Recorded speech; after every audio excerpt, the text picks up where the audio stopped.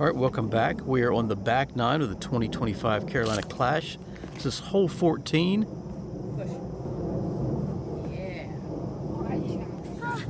This is only 325 feet. This is one that I feel like the ladies probably think is a must get for them.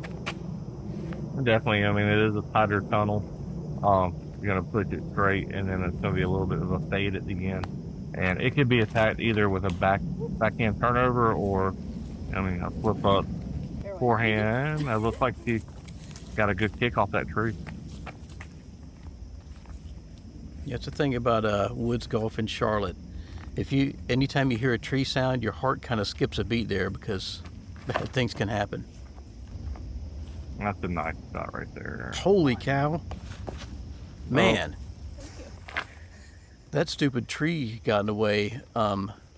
If that hadn't happened, Chantel was running the basket. That was an amazing throw.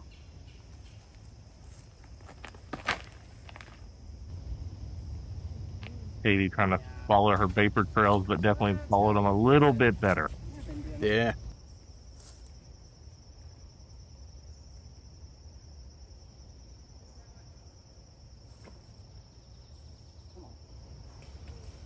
Nice easy up shot there. Yeah, she'll like that putt.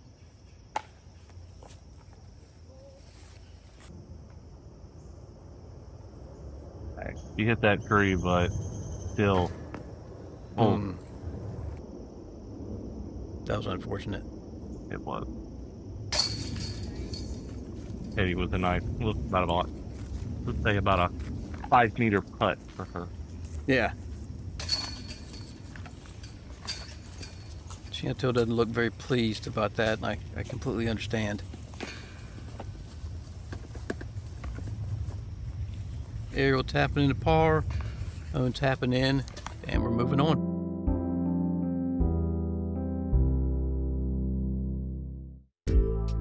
Hole 15, also known as the Gauntlet. You have a Mando that's right there on that tree up to your left.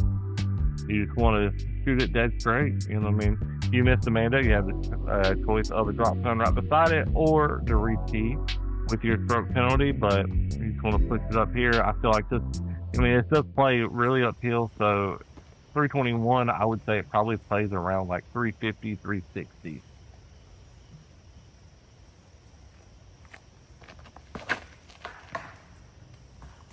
And that's what can happen. That gap. And what's the crazy part is this gap used to be way tighter than this, but over time with trees falling over, you know what I mean? It still is a very, very daunting gap, but is not as tight as it used to be. Man, Owen just laces it. Should give her about probably maybe close to edge circle putt.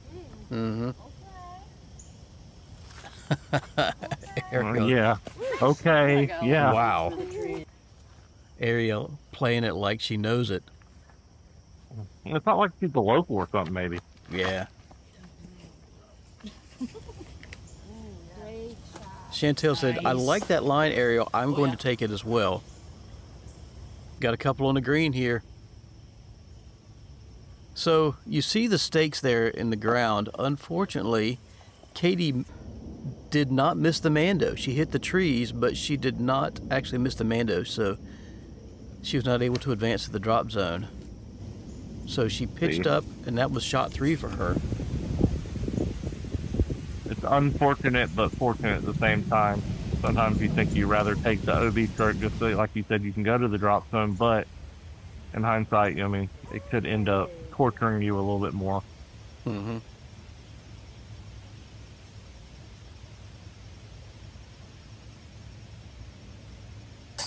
There it is. It's a good bounce back after the last hole. Yeah.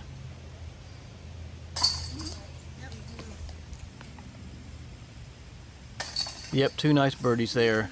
Keiti taps in her double bogey. A little disappointing. Yeah.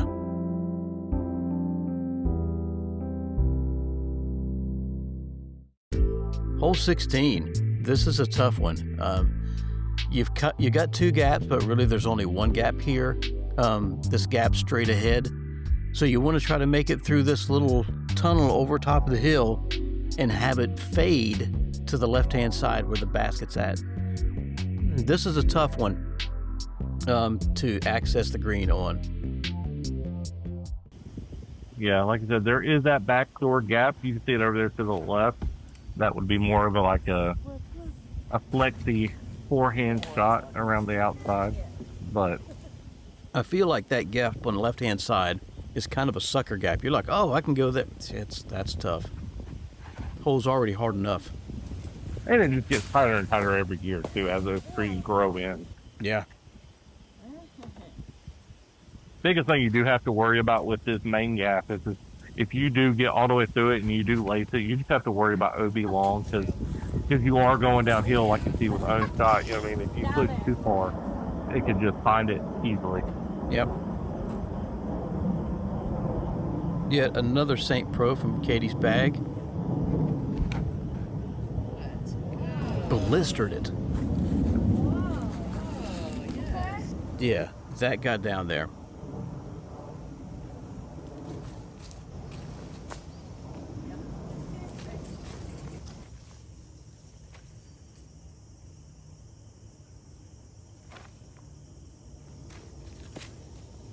Good pitch up. Yeah, Owen's kind of in the in-between area here in the middle of those two gaps that you saw off the tee. Right. You can see the basket, Vern. Yeah, she was running it.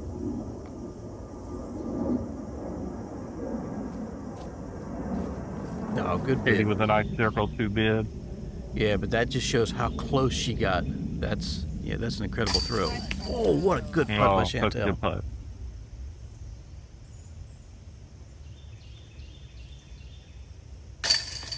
Good comeback from Keiti. Sorry, you go for it. I'm over here, this chatterbox. One thing you definitely see difference between an FPO card and an MPO card. They like to have fun.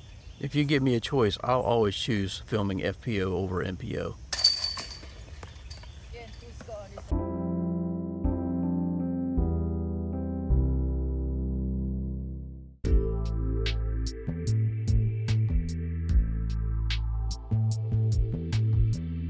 Here, you want to go straight? It does play a lot more uphill than you can tell on this camera footage. You can see the burn starting to go uphill a little bit. And then you're going to want to fight dead straight to about right here. Then once again, it's just like another hole out here. You're going to take a left-hand turn, and you're going to go straight up the hill. And this is going to be one of those baskets that everybody so famously sees at Hornets. It's going to sit on top of a rock, and a fake rock, but, you know what I mean, it's there, and a little bit of elevated basket. A very convincing fake rock. This is one of those holes that were a little bit affected by that greenway that they did build out here at Hornets Nest. It opened up the end of the fairway a little bit, but it doesn't affect it as much. As the TD, somebody did mention to me after the event was done, because I guess they thought I would go back and add OB. They're like, what happens if you make it to the greenway? And I'm like, in my head, I was like, I didn't even think somebody would do it.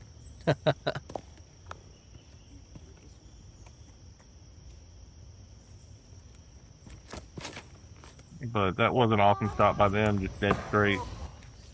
I'm getting a little bit of a... Yeah. From the tee, it feels like the fairway is pretty wide open here, but you're throwing into a pretty tight nest of trees with a pretty specific gap that you want to access here so you can get to the next area of the fairway. I feel a little bit of a more overstable disc on this shot, but you're going to definitely push that corner. Yeah, that's exactly the throw that you hope for on this hole. You get through this center gap here, and you're looking at the next gap towards the basket.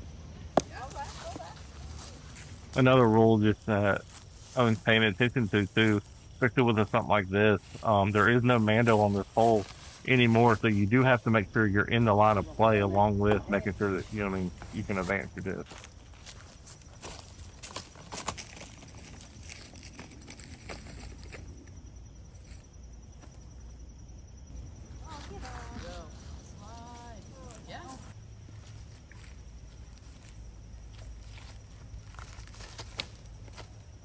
So it does look like that they would want to go over there and out to the left side a little bit more, how it looks like that is. But like I said, that's where, as you can see with the own, a lot of that open space over there, that's where that greenway is now. So now that does, if you're not really familiar with this hole, that could trick you and could end up causing you to take a little bit of a bigger number if you accidentally go the wrong way.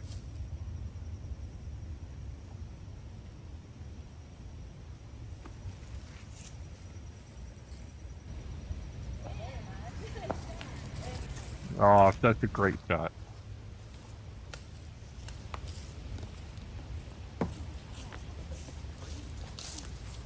There you go. You heard that fake rock burn. Dunk. Yep, good pitch up there by Chantel. We've seen this hole cost Katrina Allen a lot of money at a Pro Tour championship. That's right.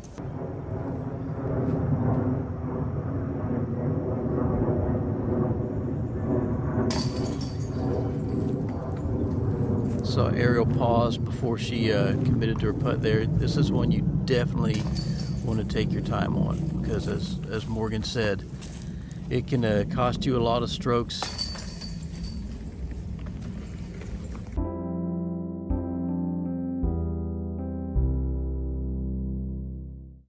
Hole 18, par 4, 486 feet. There's out of bounds on the right-hand side. Marked, there's out of bounds on the left-hand side, which is the path. So you want to blast something down here towards the basket. This is the area that typically the Pro Tour would end their events. So kind of an iconic green here, though the basket's not raised like it is for those events. So something you didn't mention also, Vern, so that paved surface is the greenway. So this does play as a island shot, although this is definitely somewhere that everybody should advance onto island, because it, it's only like 200 foot to that, first inbound spot. So that is something to notice if you do fade off left or right. It doesn't play normal OB rules, so you don't have to take a drop zone, but it is something to keep in mind. Yeah. I would imagine that with these ladies, that probably doesn't even cross their mind to not get to the grass down here. Man, just a smash. And this does play a little bit downhill, so you can push it a little bit farther.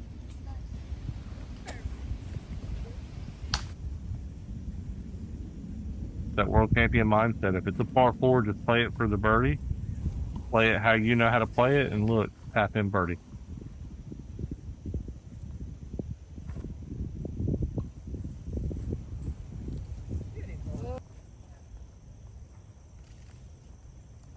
Ariel taking her meter from the sidewalk. I guess that does make that shot a little bit harder. That tree comes into play. That is a new tree that was planted with this greenway, but hey, you can add something to an open hole to make it a little bit harder. I'm all for it. This is a putt for eagle here from Keiti after that smash of a drive. What a good run. Yeah, that'd have been fun to see. I think this round we did have one eagle, and supposedly the name it was not a play. It was actually about a 200-foot throw-in by Ella Midley. Wow. Good birdie by Chantel. Once again, we're going to have to start to deal with those normal park goers once you get back now over here to the parking lot and these first couple holes that we're about to come up to. I can't remember which day it was, but we were coming up to this hole and we saw Kyle Deck with a large group of young men. They were out there playing Pokemon Go, and evidently this basket was a gym. Hole 1, par 3, 288 feet. This is your iconic starting hole for this course, and this iconic Carolina Woods golf. It's tight gaps, but you got to throw straight to hopefully access this basket. This is a good birdie if you can get it, but there sure are a lot of trees in the way.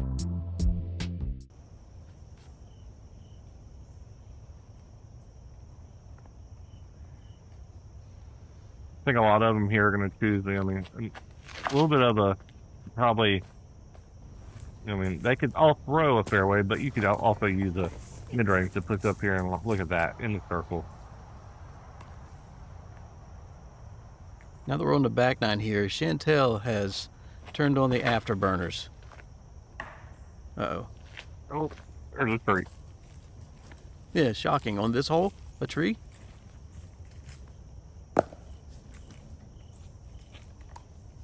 Here, I'm gonna throw something a little bit more stable, a little bit, like I said, on that 7 to 8 feet side. It's all right.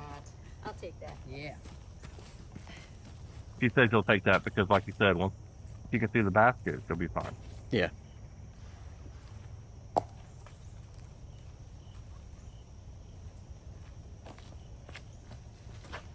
yeah. A little bit pulled, but Thanks. Local love.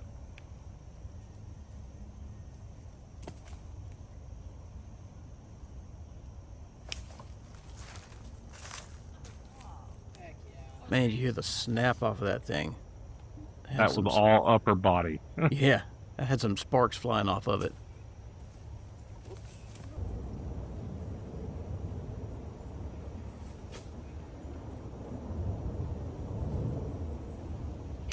Wow.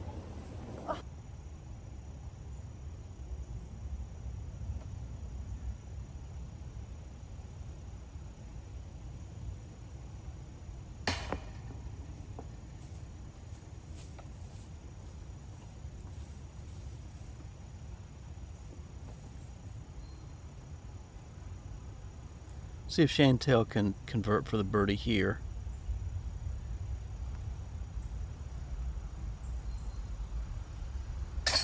Yep.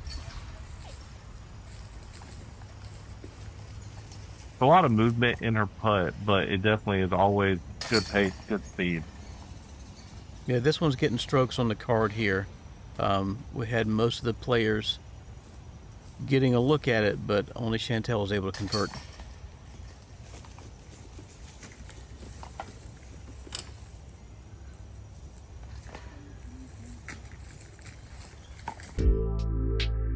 Hole 2, the iconic Hornets Nest Island. This has been voted as, the hole 2 for the Pro Tour Dream 18, but just simple. Get it on the island, go to the island, take your birdie, walk away. You do have to definitely attest for a lot of the wind that's on this hole. One of the more open holes at Nest, but just throw it dead straight and let's try to get our bird and walk away.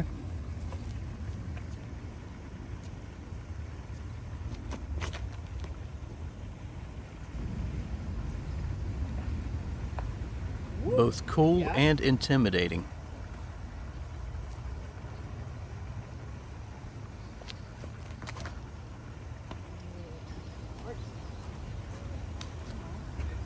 A little bit wide.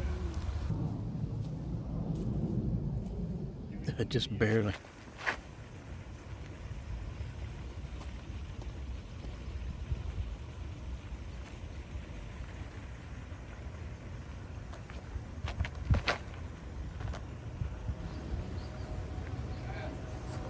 No, Keiti.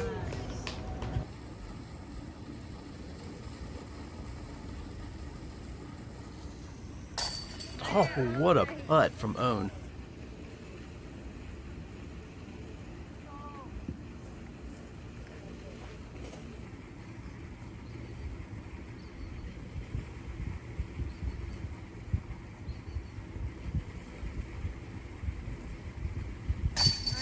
Solid putt from Chantel. She is cooking now.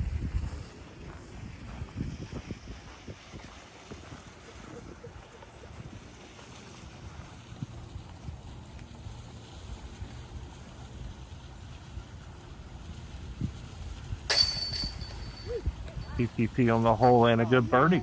Mm-hmm.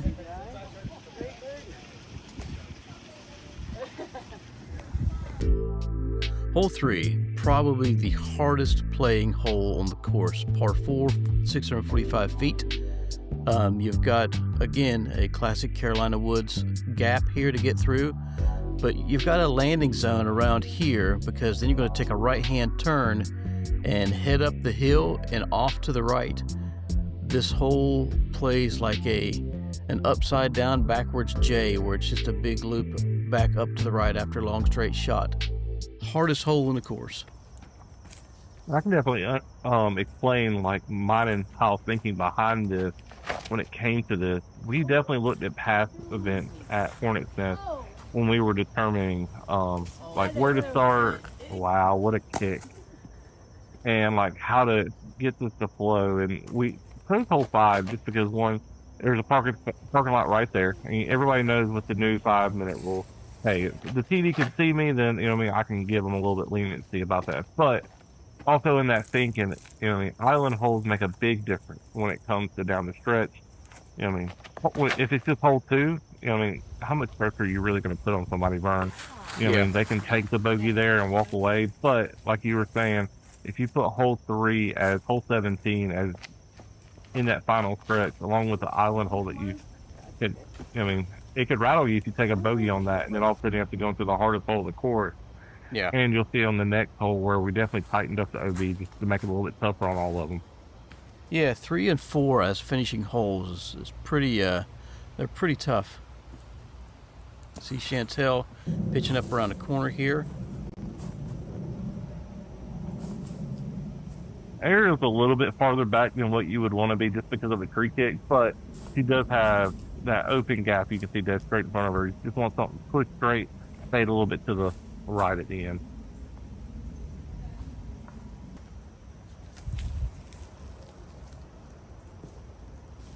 This is one, all 3 days it was kind of tough to film because of the size of the fairway and the difficulty and various tree kicks. Ladies were ending up diametrically opposed sides, and so I would have to make the choice like, okay, I'm going to be here behind Ohm, but I'm going to have to catch someone else from a distance instead of just running back and forth and running back and forth.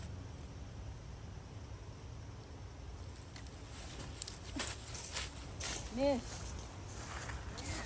She says meh, but that was an amazing shot. Yeah, I wish I could have those mess shots.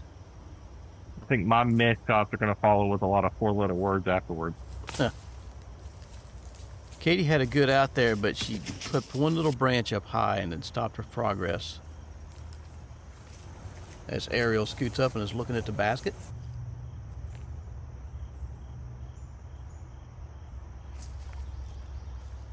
Nice turnover shot right here. Oh, man. That's gorgeous.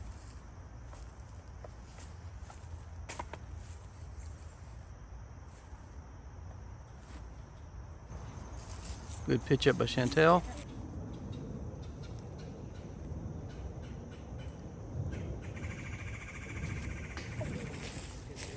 Oh, razzed by the outdoorsiness.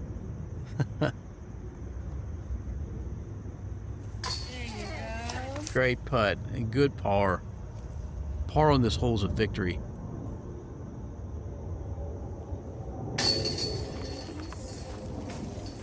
It's a rough bogey, but you know what I mean. That's one of the bogeys that I feel like I could feel good about.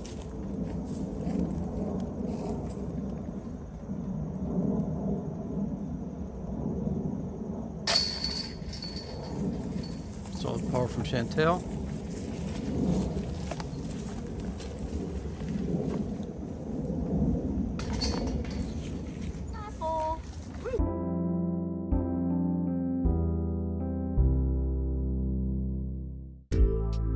All right, hole 4, and I'll go ahead and allude to the next couple days. Hole 4 and the final hole on this round. It's going to be a par 5, 700 foot, dead straight. So it's going to be dead straight. What you can't see, there is a string line that cuts right here. There is OB all the way down the right side of this hole that you do have to keep into account. OB is going to run on the inside of those trees and on the inside of that green box right there onto one of the most iconic finished greens in all of disc golf. This is where Paul won his first world title once again, another thinking about ending on this hole was just because of how iconic that basket is.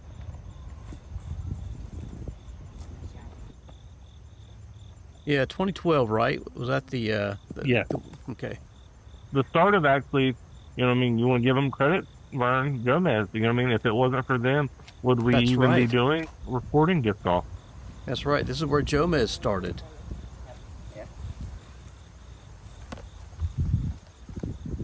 Good drives by the ladies. You just want to get out here in the open. Just ignore the fence on the left-hand side.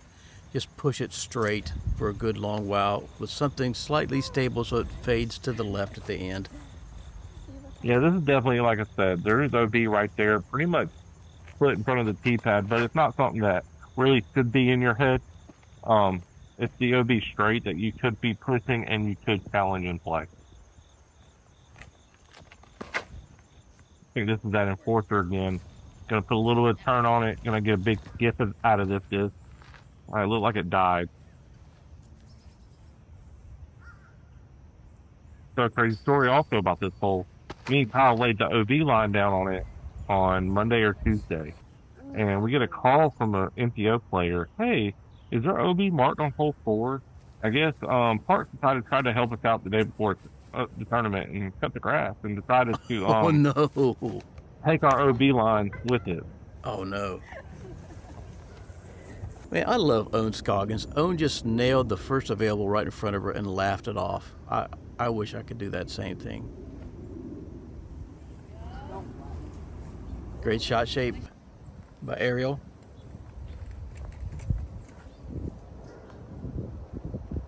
It's another thing to keep in mind. I mean, you see a lot of them try to make sure they get that swing, get their full swing in. That's another thing just always keep in mind when you're playing wooded golf.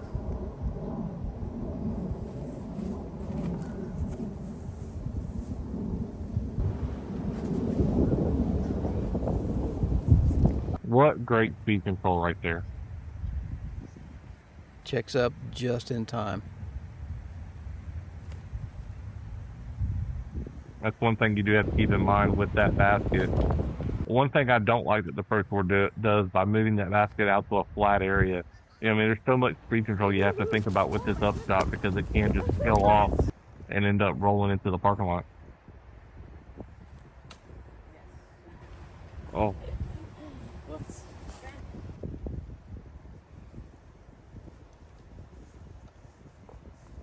It's a smart play. Take your medicine, walk away.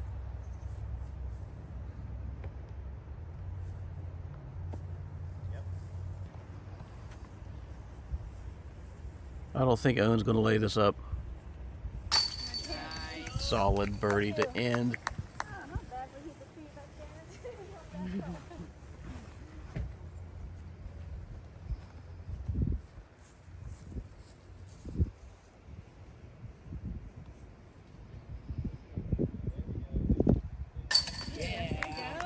Solid run of birdies to end this round by Chantel. Got off to a little rough start with a couple bogeys, and at one point she was +1. Turned the corner, and now going to finish round 1 in the lead at 4 down. Shout out to Daniel Sparta over there, the spotter of the Rock Hill, Charlotte area. You'll see him at USDGC every year. Hole 9. Yep.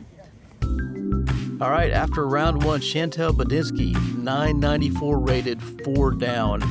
Way to turn it around. Anli Togas Modeste is going to join us in the second round, and Owen and Keiti will be back with us. Thanks for watching.